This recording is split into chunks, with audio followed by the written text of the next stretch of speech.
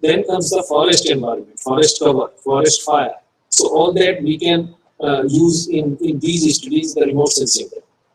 Water, potential water zones, command area management, reservoir sedimentation. Some of them I will cover tomorrow also. So that we can do in water.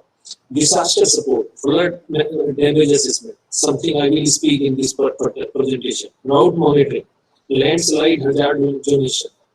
Then land use, land cover mapping and change, wasteland mapping in the case of land studies. Urban sprawl, number of studies have been carried out on urban sprawl. Large scale mapping, weather and climate, extended range monsoon forecasting. Now, remote sensing have applications in rainfall also.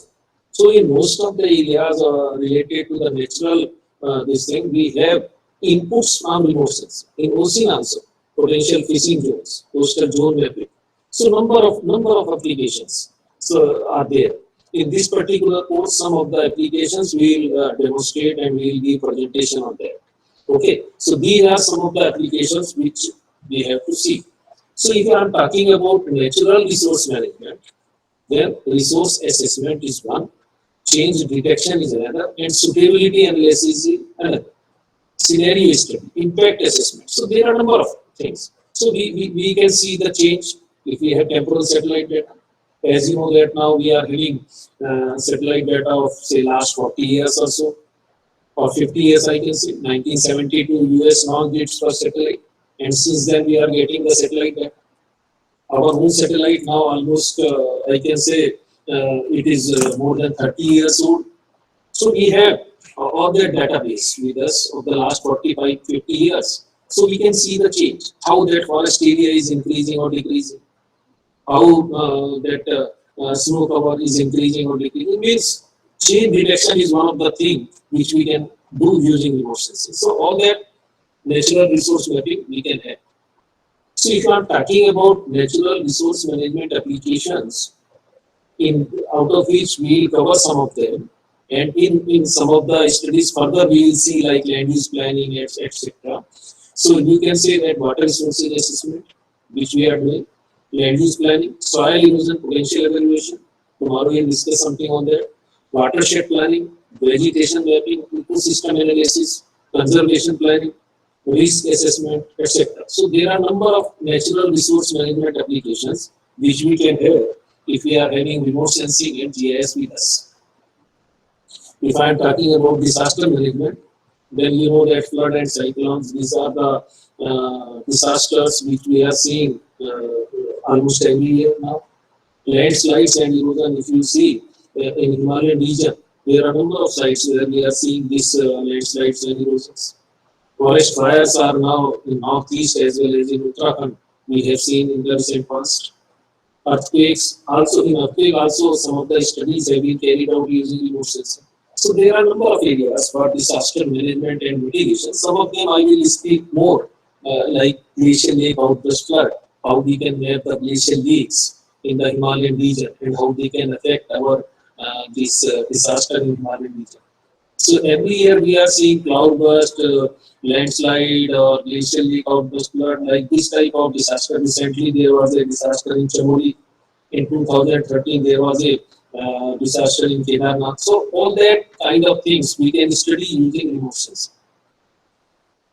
And GIS, you know that yesterday we have seen that they provide data analysis on disastrous phenomena, risk potential assessment and monitoring, post-disaster damage assessment.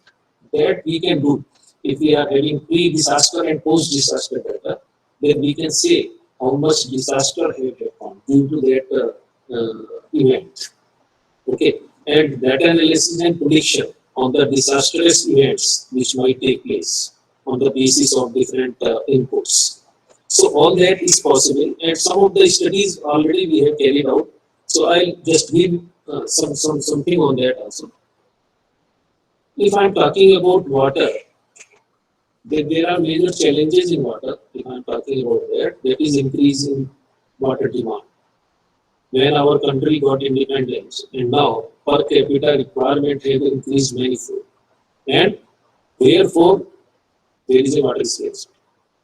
reduction or deterioration of available resources, water use and energy efficiency, deterioration of water quality. So there are a number of these things. And one more thing is added to this, that is the address the impact of climate change on water availability and economy.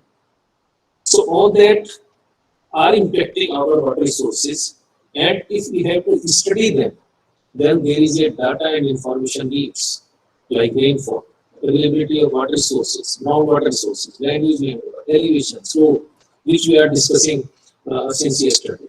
So all those inputs which are required for better water resources management, we can have up to some extent from remote sensing and GIS. So just it is a brief before I am going to applications. So advantage, near real-time hydrological information we are getting. If suppose there is a land use land cover map with us of say 5 or 6 years old or 10 years old, we can get up-to-date information. Temporal information, seasonal variation that we can see. So spatial information, that is another advantage. If you are going to the field, you are collecting point information. But here we are getting spatial information. Okay, so all that, because of all that, we are using remote sensing as well as GIS. Now, if I am talking about the inputs which we are getting from GIS or in GIS.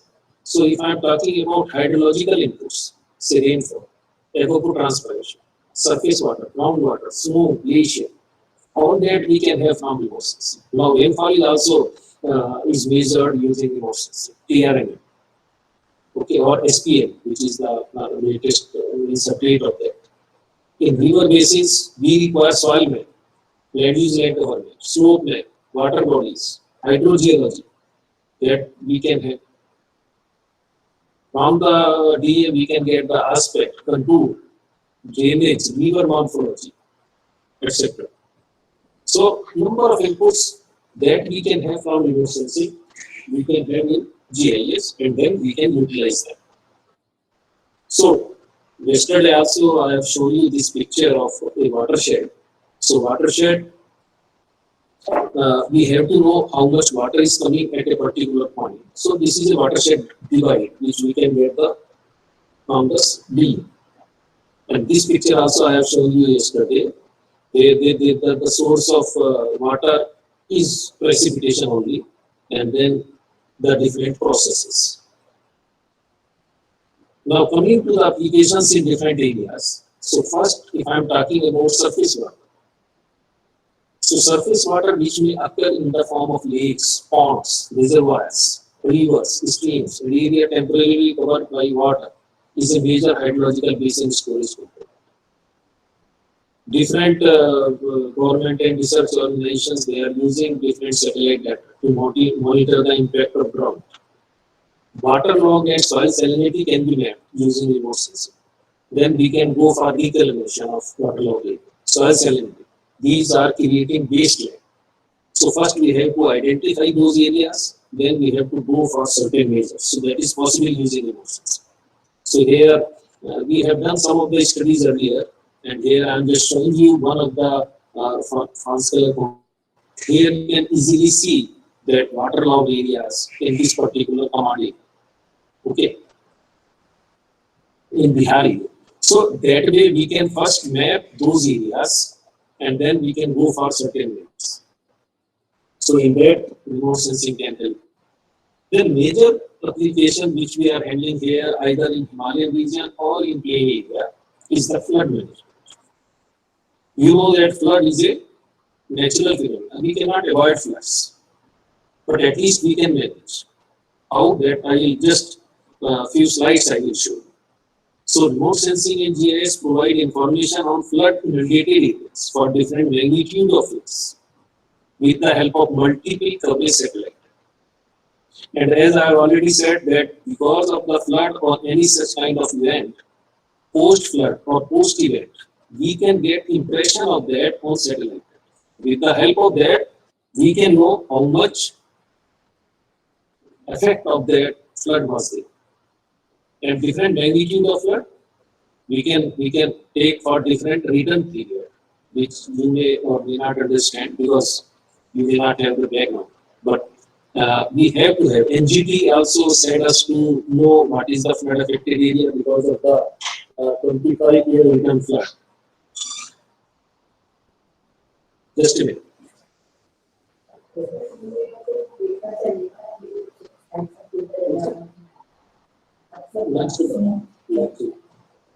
So a different magnitude is like one in 25 years. Means in 25 years that flood will come into that region anytime. So that flood magnitude generally we are talking when we are talking about the inundation model. Okay, I'll show you some of the things. So you know that flood is affecting more or less Ganga basin. Every year we are seeing in some other areas also. We have seen in Chennai, we have seen in Mumbai, we have seen in Kerala, we have seen in Himalaya also, like in Jhelum, once upon a time. So there are a number of events which have occurred every year almost. And you know that flood prone areas have been demarcated, but they have not updated that. Of course, it is a very old estimate. But we can estimate at least how much is the flood affected area with the help of temporal satellite. Then coming to this slide, just I have told you that flood we cannot avoid. But in case of flood, we can do floodplain management. Floodplain delineation is required before going for floodplain management. Floodplain management is nothing but we have to create floodplain zones. Okay. For that, we have to know how much flood will be there if there is a 10-year flood. Then limit 100-year return flood. Okay. So beyond the banks of these rivers, we have to demarcate the area which will be affected if that magnitude of flood comes in that region. So we have to delineate floodplain region. And then we have to do the zoning. Means we have to restrict the development in that area. So how we can do that? With the help of remote sensing, GIS, and modeling.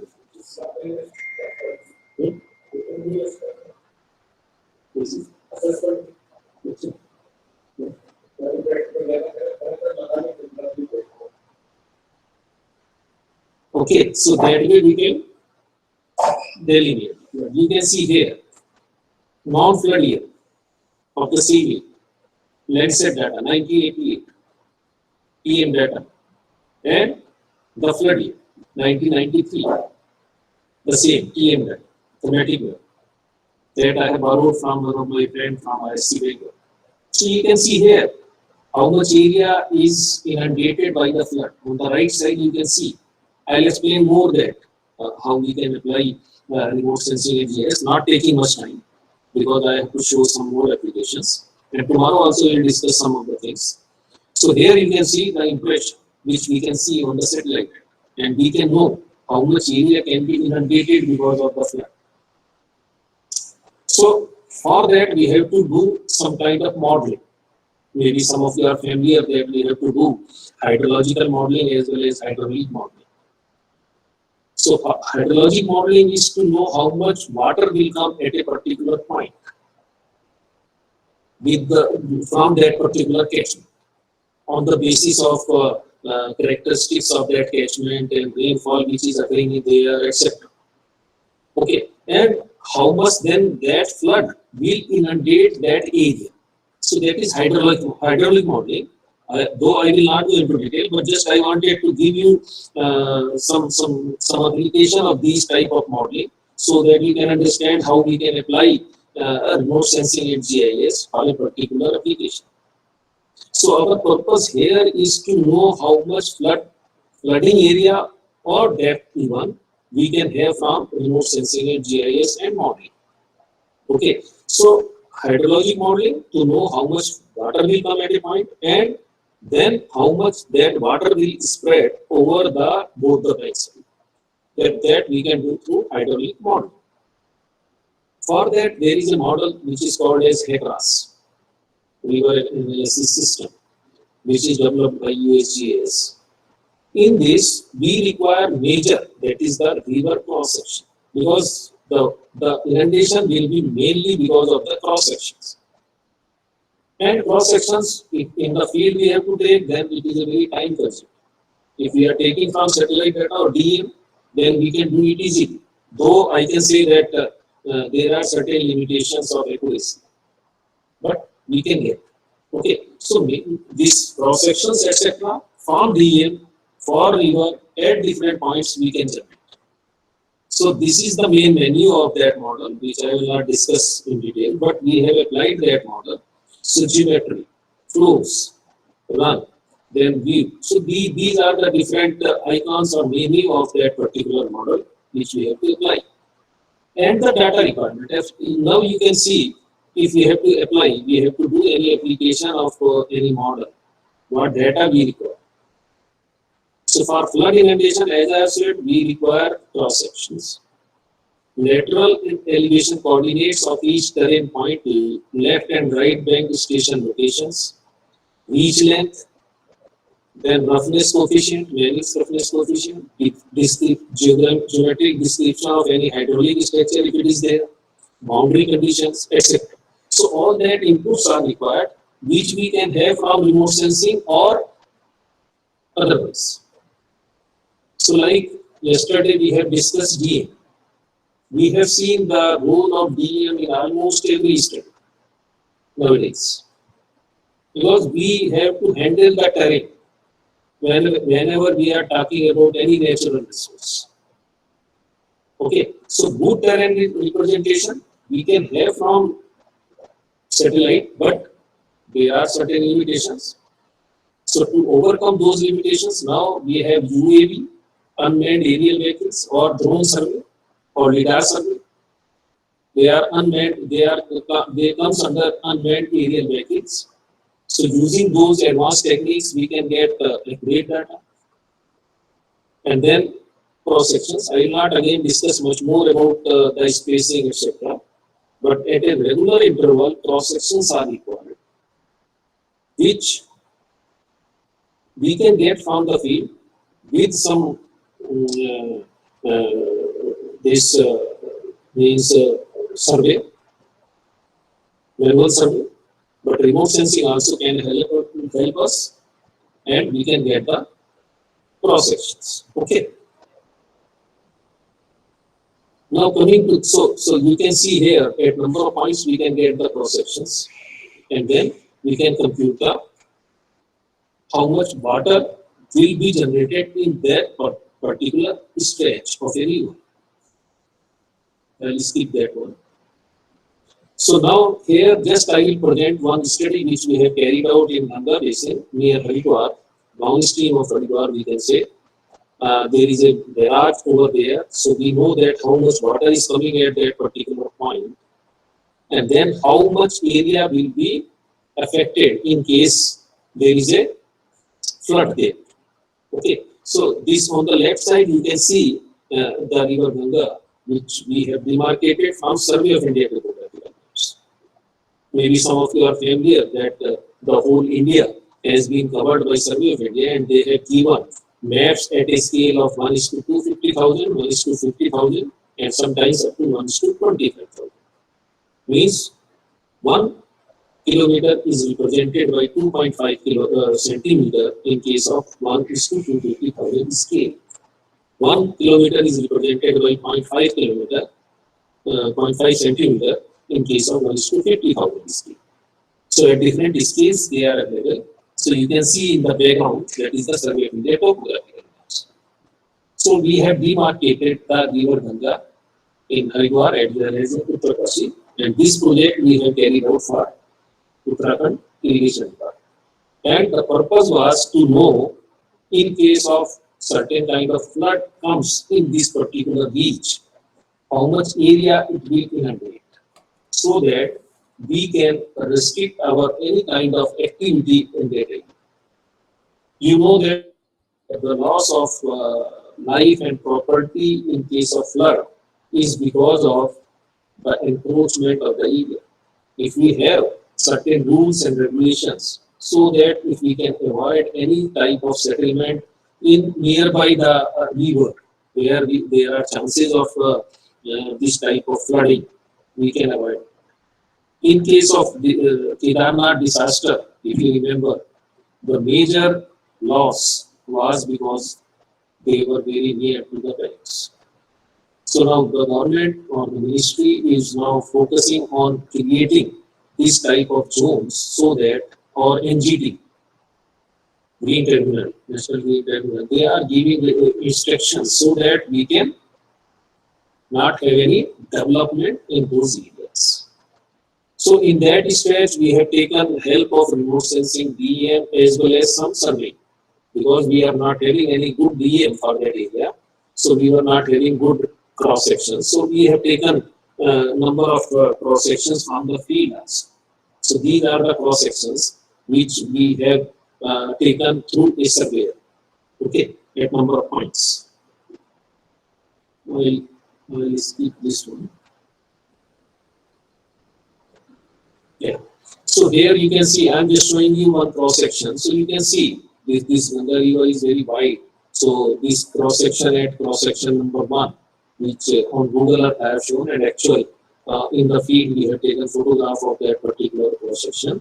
So you can see that this cross section we got from that surveyor at number of points. And then using modeling, which again I will not discuss in much in detail, but we have to do some pre-processing. Maybe Dr. Vaibhav has also discussed that processing of satellite data and all that. So cross sections are required at locations so that we can get, and from DEM, and then we can draw streamline or center line of a river, bank lines, flow paths, etc. That we can do in a module of HEC-RAS. We can get these bank lines from Survey of India topographical maps also, which I have shown, but if there is any change, we cannot have that from Survey of India topo sheets. They were surveyed last in 1970 or so. So in the last 50 years, if there is any change, we cannot get that from Survey of India topo sheets. But satellite data certainly can give me up-to-date information. So what we did, we demarcate our banks, center line, etc. using satellite data of that particular area. Then we simulated, again I will not discuss that much in detail, but we used ArcGIS software for creation of all the database. Okay, so all the database have been created in ArcGIS, and then after simulation we did post-processing because our aim is to know flood inundation mapping which is there because of that much magnitude of flood. So the water surface elevation surface which we got through model after application of model, that we have seen on the ground, and wherever the result is positive, where the water level is higher than the topographic level, and negative where the terrain would remain dry. So our model will give us water level because of that flood at number of points where we are having cross sections, and then we can check with our topographic level. If it is going more than that, then we say that this much of depth will be there of water. And then we can interpolate those at those cross sections in ArcGIS. And at different points we can get. So I'll just quickly show the results. So this is the output. In flood depth is less than 1, how much area will be there is 1 to 2, like that. And the model output at different cross sections will be in this form. Just a minute.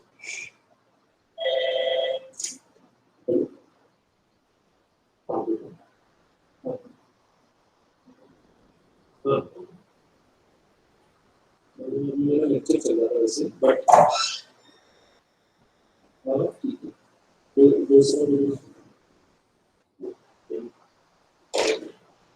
so here you can see water surface elevation is 1162 meter, and at cross section 9 it is 1078. It is the outcome of that particular modeling approach which we have applied. Okay, and velocity and the flow area, etc. So this output we will get, but inputs from remote sensing engineers. So here you can see the flood inundation will be there. On the left side, it is okay because the topography was little bit higher. But on the right side, you can see that lot of area is submerged beyond the cross section 6 or so. But again, because we were not having the exact topography, as I told you yesterday, the existing DM, they are not giving us the good topography. So there, we have to take help of remote sensing. How we can do that, I will show you. So to demarcate the boundary, we have to see the flood will go up to what point. But we require, again I will say, the exact topography. Okay. So in this way, we are not having the exact topography, so we cannot get that. So here also I am showing you the depth of water at different points. So here what we did, we have taken the help of remote sensing just to restrict our boundary on the right side. So how it helped? In the year 2013, we have seen the same magnitude of flood came in that area because of that Kedarnath incident, you remember, in the month of June. Okay, so if you see on the left side, our district, it is not showing any sign of flood affected area. It is the normal in May. And after June, we could get first clear scene. Clear means without any cloud in the month of September. Okay, so if you see here, then flood affected area can be seen very well here. And the value of flood which came in that particular year was of the magnitude of 1:25 years.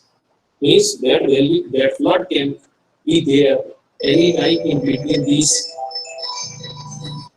25 years. Okay, so we have demarcated our boundary with the help of that satellite data which we got from September 2013 satellite image.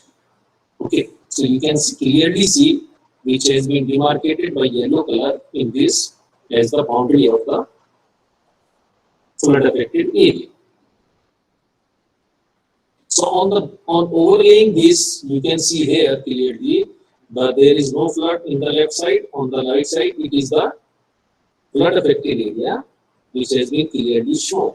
So if you see here, beyond fourth or fifth cross section, we are getting some of the area which is going beyond the banks of the river. So that demarcation we have given, and you can see the overlay. With the help of that overlay, we have then demarcated exactly the line of this flood affected area on our results which we got from model. Okay, so now our purpose is to restrict our any development in that area.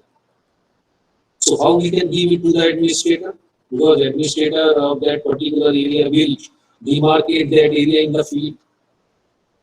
Whatever we are doing on our desktop, if we are not giving that result, means transferring that results to the implementing agency, then that work will not serve any purpose. So what we did on Google Earth, then we demarcated our that area or the boundary, and that we have given to the administrator. And then they have put their line in the field and put certain kinds of boundary so that the people living in that area can see that beyond that we have not to do any kind of settlement or some kind of development. Okay, so the purpose was to demarcate the boundary of flood affected area, which we can do with the help of remote sensing, GIS, and of course mounting. Okay, so this is one of the applications which we have carried out, and we have transferred that to the local administration, and they have put the X there. So here you can see if the model outcome for different year return flow. As we go on increasing the number of years, the magnitude will go on increasing. But generally we are doing it for 1:25 or 1:50 years. So here if you see at cross section 1, 5 year, 10 year, they are okay. But if you go further, then you can see at cross section 11, the last one. So 1:50 and 1:100, which is the last one. Here you can see our one side of the bank is overtop. So flood will be there. On one side, the topography is okay, but on the right side, it is more. So 1:25 years even is overtopping the bank. So if that much of the magnitude of flood comes, then first, second, third, fourth means first half of the river is safe, but second half beyond the say 25 kilometer or so beyond that green border graph, we have to have this flood affected area. So this is one application of satellite. Another is flood forecasting. Means if we have to manage the flood, then we can do flood forecasting also. There you can see on the right side, there was a flood in Kerala in 2018. So Sentinel image you can see on the right side showing the water bodies of the study area before the flood event. Flood inundation map prepared from the water pixel of Sentinel-1 image of 21st August. You can see the event was in 12 to 18 August. So you can easily demarcate those areas, and you can see changes between the pre-event and flood inundation map of the study area. So means at least you can see how much area is inundated because of that flood. So later on you can manage those areas. Okay. So these are the management without any structural measures. As you know that using different structures also we are containing or we are handling these floods. Okay, so these are the non-structural measures which we can have from these techniques. Now coming to another application which is snow cover area. In detail I will cover tomorrow, but we can estimate the snow cover area at different points. As you know that during winter there is a snowfall, and during summer the snow which has fallen over there will melt out and will be converted into water. So remote sensing can be used for assessment of snow cover area during ablation period. Ablation means melting. Where it will start? In the month of say April or so. Till March there is a snowfall in Himalayan basins. There are a number of, if you see in our country that the three basins, major basins, Indus, Ganga, Brahmaputra, they contribute about 65% of our water sources of our country. Okay, throughout UP, Bihar, and this Ganga is covered throughout Himachal, or J&K, and even Punjab and Rajasthan. Our Indus is contributing. Northeast area, our Brahmaputra is covering. So these areas are getting most of the flow because of the snow and glacier melt. If we know the snow and glacier area during this ablation period, then only we can estimate how much water will be generated from that particular melting of snow and glacier. And how we can get snow and glacier cover? We cannot go to the field. Remote sensing can only give us how that snow and glacier will change over the field.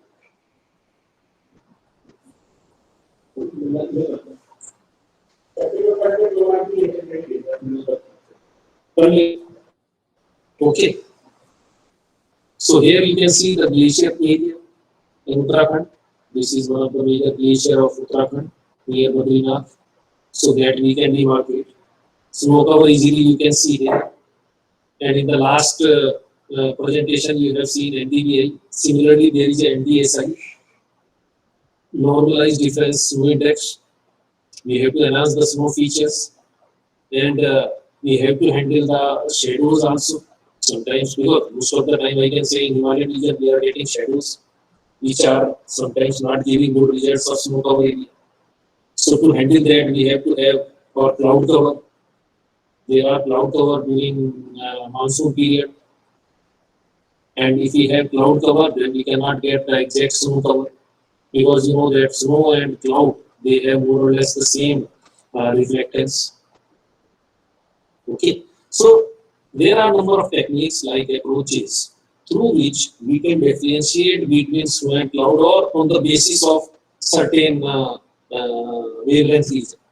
So on the left side you can see one image, on the right side you can see another image with a different combination. On the right side you can see 5, 3 and 2, these three. On the left side you can see 4, 3, 2. Fifth band is short wave infrared. In short wave infrared, if you see that snow and cloud can be differentiated easily. We can demarcate cloud cover. But on the left side, if you see, it is very difficult to identify snow and cloud different, means separately. Okay, so on the basis of different wavelength region, that is possible. Just I wanted to show you the difference if we are taking different bands. Okay, so that way we can identify the snow and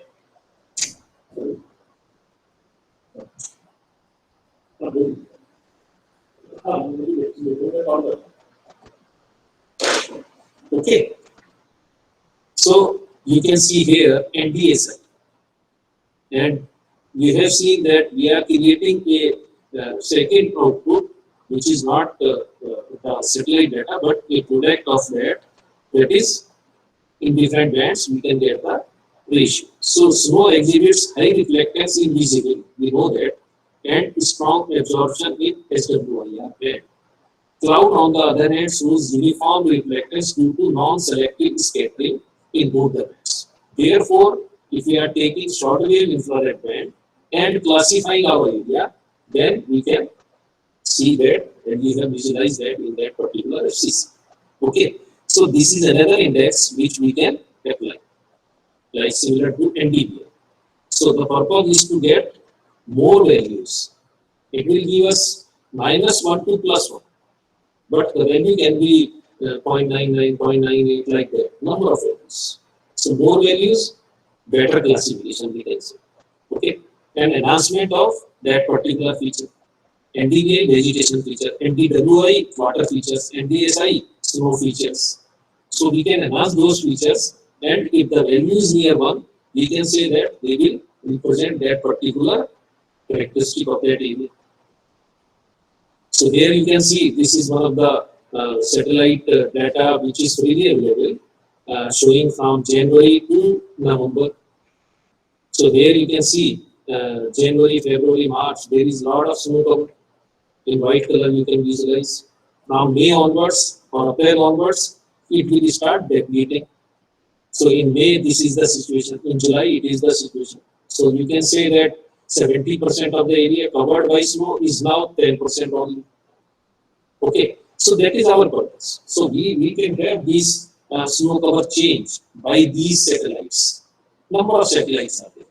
So you have to process and then you have to see how that snow cover is changing with the time. So here you can see for Satluj, Ravi, Chenab, Beas, we have done the modeling for these bases. So first what we have taken from this satellite data, the change in snow cover. Then only we can say that this much of area has been now converted from snow to water. Okay, so here you can see that about 80% to 10%. So 70% of the basin which was covered by snow is now snow free. And in Satluj, if I am talking, and Bhakra Dam, everybody knows it is a major dam in Satluj basin. So there, how much water we are getting, that we have computed from snow and glacier, 60% on an average throughout the year. So you can see how important is our snow and glacier belt, because we are also getting rain in that area, in the lower areas near Bhakra Dam. In the upper area, we are having snow and glaciers, so they are melting and contributing runoff to the reservoir. So 60% we are getting from snow and glacier belt, while 40% we are getting from rainfall. Okay, so you can see the importance of this snow and glacier cover in these basins. So glacier boundary also we can demarcate using remote sensing, and we can see how they are changing. Just quickly I will show you some of the slides and how we have estimated the glacier change. So you know that there is a snout of a glacier which we call as the last point of that glacier. After that, the water emerges like Gomukh. Gomukh is the snout of Gangotri glacier, and from there, which river is coming? Ganga river, Bhagirathi. So that is the starting point of that river, origin of that river. That is called as Gomukh. So that is the boundary of Ganga, Gangotri glacier. So in that way, we can demarcate our glaciers, like you see here, Gangotri glacier in different satellite data, how it is changing. And if you overlay that on Google Earth 3D, then you can visualize it, how that glacier boundary is changing over the years. Or better, in this picture you can see. In 1966, when there was no satellite data but Survey of India paper sheets, the pink color shows you the boundary. The last, I am not showing the whole glacier body, but the last point, 76. So like that, you can see that the area is going on decreasing. And you have heard that glacier cover over the years because of global warming is changing. So similar one study we have carried out in one basin, which I will present just in brief next to this. So here you can see that cyan color shows that this much of area which was earlier covered by snow cover, glacier cover, is now without glacier. So every year about 15 to 16 meter retreating of glacier is there in this particular glacier. Similar study we have carried out for a basin which is there in Satluj. And we have found that about 25% of the glacier cover we have lost over the last 50 years. 25% of that particular basin. This is one of the tributary of Satluj basin where we have demarcated glacier cover in different years using satellite. So you can see that with the temporal satellite data, we can know the loss of, say, glacier cover. And then we have also correlated this with our temperature data, just to see what will be the impact of temperature change in this particular glacier cover. And 25%, which is very, very high value, almost 1/4 of the glaciers have lost over the last few years, 40, 50 years. And what will be the consequences of this glacier change on runoff, that we can then see. Because with that much of snow and glacier, but how much snow and glacier may runoff or total runoff we'll get, that we have to see. Of course, with the temperature rise, some more rainfall may occur. Instead of snowfall, the snow cover is also reducing. So more rainfall events we may get. So that is also there. So total runoff is not changing much. But snow and glacier may runoff, which we are getting during the crucial period. Why crucial? Because in April, May, we are getting only runoff due to glacier melt and snow melt, which during monsoon we are getting from rainfall. So that also we have to see. And we have to manage. If suppose there is any hydropower project, how that water which is coming at that particular point, that we can manage. So in this way, we can see the different. There are a number of glaciers, like I am showing you here 109 glaciers total, and you can visualize also. So every glacier we have to see in different years. 1966, what is the boundary? So overlay here. And one more thing, we have no direct technique of image processing to get the boundary, exact boundary. We have to go for manual delineation. We have to see that glacier and then we have to manually delineate the boundary in different years. One thing. Second thing, for this kind of mapping, we have to have the glacier cover when there is no snow, like in the month of September, when all the seasonal snow have melted out. So that also we have to keep in mind in our satellite data processing, which period will be suitable for your particular purpose. Like for glacier mapping, if you have to do, then you have to go for September period. In June, March, April, you will not see glacier boundary clearly. Therefore, it will not be suitable. Okay. So, when there is no glacier snow cover, that period we have to select. So, these are the delineation of glacier cover which we can have from remote sensing. And here you can see the loss which has been shown in the blue green. So, that much of area in this whole basin is now without glacier cover. So there in 2018, further we have studied and we have found up to 2018, the loss is 23.4, which is there in about 50 years of time, 23.4%. Okay.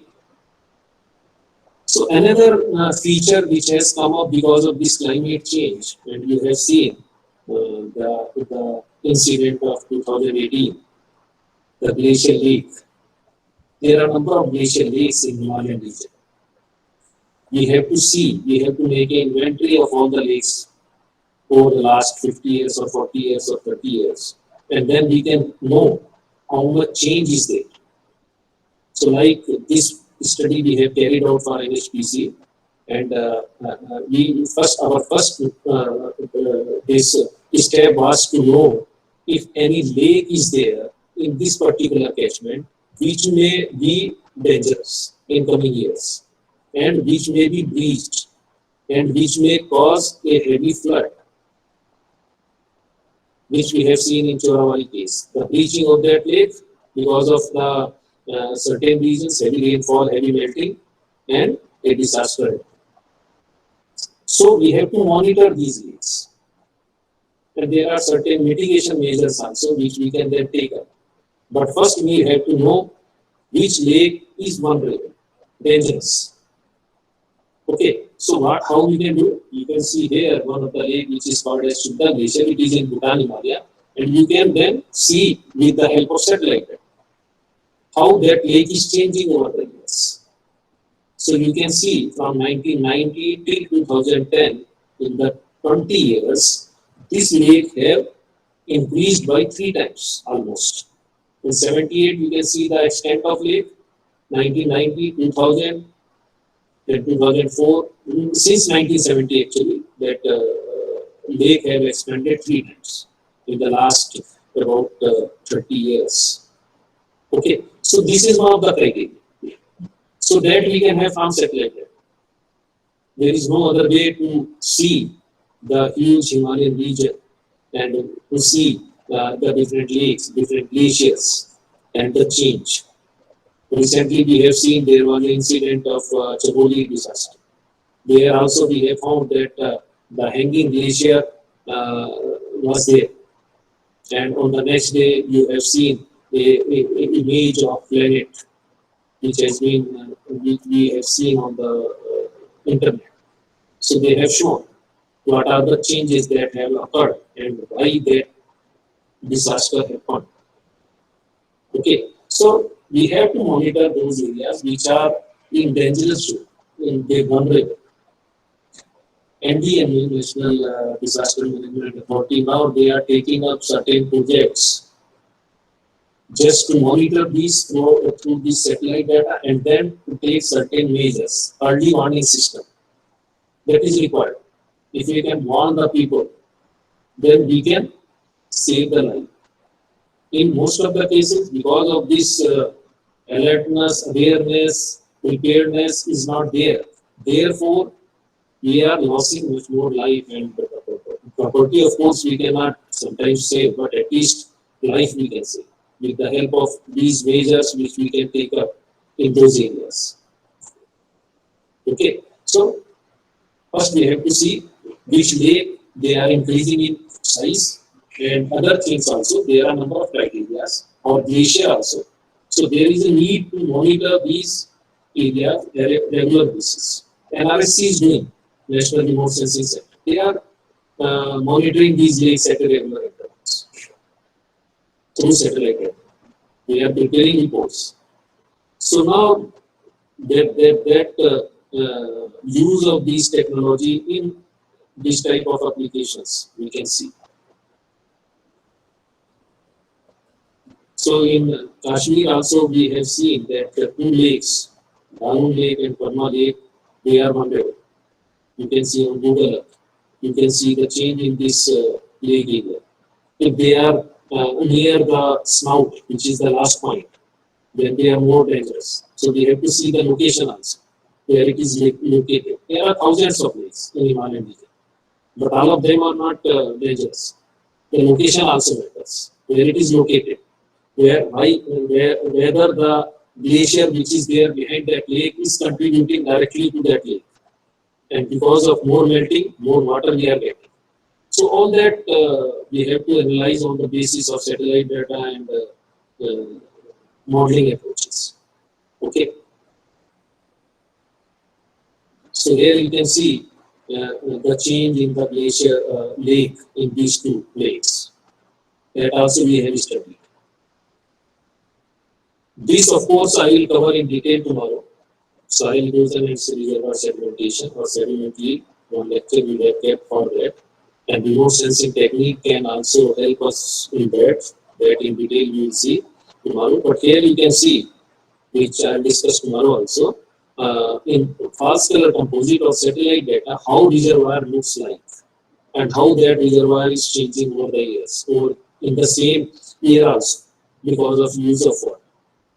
So here you can visualize some of the reservoirs which we have studied here, like Ramganga in Uttarakhand, Tendula in MP and in UP, Tawa in MP, Ghatprabha in Karnataka, in Manati in Andhra Pradesh. So there are a number of reservoirs, major reservoirs, hundreds of reservoirs. So we can demarcate the boundary of these reservoirs at different years. And then we can compute the sedimentation rate also using remote sensing.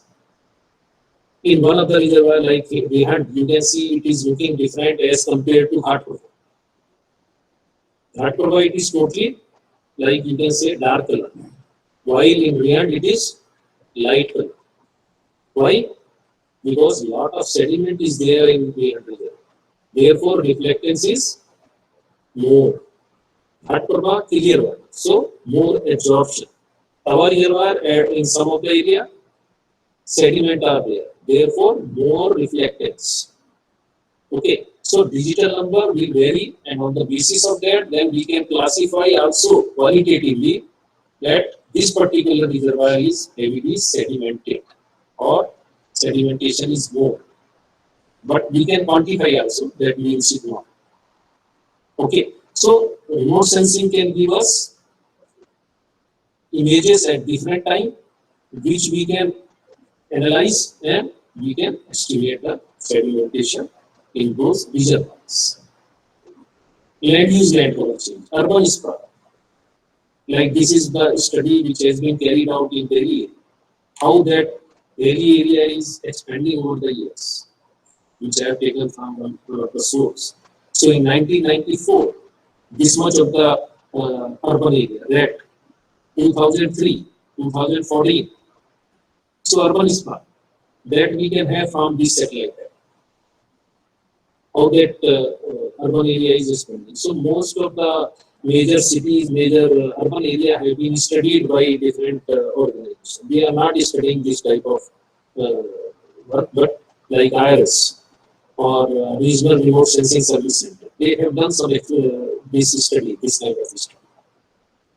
Okay, so we can see the change in the urban area of that particular city, and then accordingly we have to manage this output.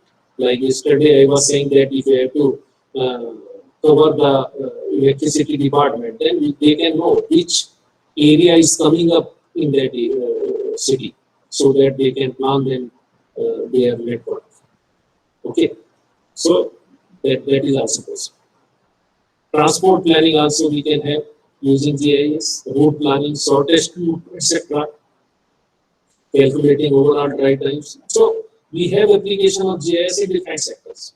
Maybe you have seen during election time, different constituency they are showing in different colors and updating that regularly on TV.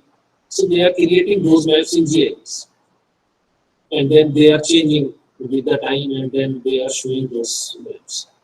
Similarly, like in transport planning, we can have a road network map and all that, and then we can plan our transport. So, means it is based on map. So, wherever we are dealing with map, GIS can help us. New routes. If you have to find out on a map, then with the help of a DM and overlaying our satellite data, where we can see the routes and rivers, etc., we can do the alternative routes we can plan. Existing routes we are having.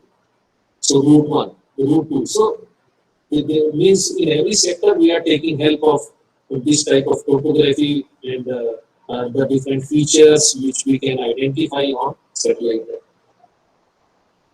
Network functions we can use, analyze the flow of a commodity through a network, commonly used for roads, streams, pipelines, electricity grids, prediction of network loading, route optimization, resource allocation. So all that is possible through this topography and remote sensing. So just I will conclude this here and I'll take some of the questions. So proper image processing of remotely sensed data, DM and spatio-temporal analysis with GIS would be very effective for water resources assessment and management. If I'm talking about water resources, or I can say natural resource assessment and management. Spatial information required for water resources studies should be readily available for timely execution, which you will see in the afternoon. There are a lot of spatial information nowadays which is available freely in public domain. Earlier it was not there. When we started in last century, means after 1990, working on remote sensing in GIS, at that time, no such kind of information was available. But now, for the last 20 years, a lot of information is available in public domain. That is one of the advantage. Otherwise, we have to rely only on sometimes on on NRSC. We have to send the request, then we will see whether it is cloud free or not. That means number of days or months we have to spend just to see or browse the data. Then to decide which data we have to take. Then they will supply data to us through CD or other means. Then we can start working. Now, suppose you want to have the satellite data, immediately you can get from different sources and you can start working. So this is one of the advancements. There are a number of information systems. Water resources information system have been developed, where they have provided a number of layers. Like the land cover map, sometimes we need not to do the image processing. We need not to worry. That is available, say, of the last year.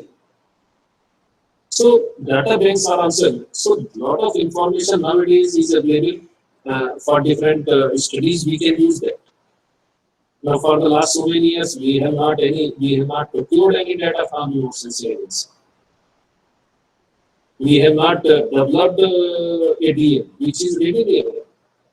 So now, a lot of information, sometimes we are not doing image processing, because the output which we want after image processing is readily available. Earlier, we were doing a lot of image processing and we were developing a lot of outputs from satellite. But now, if you search, you will get a lot of layers. Okay, so the advancement in this data availability and the outputs which are there, they are very much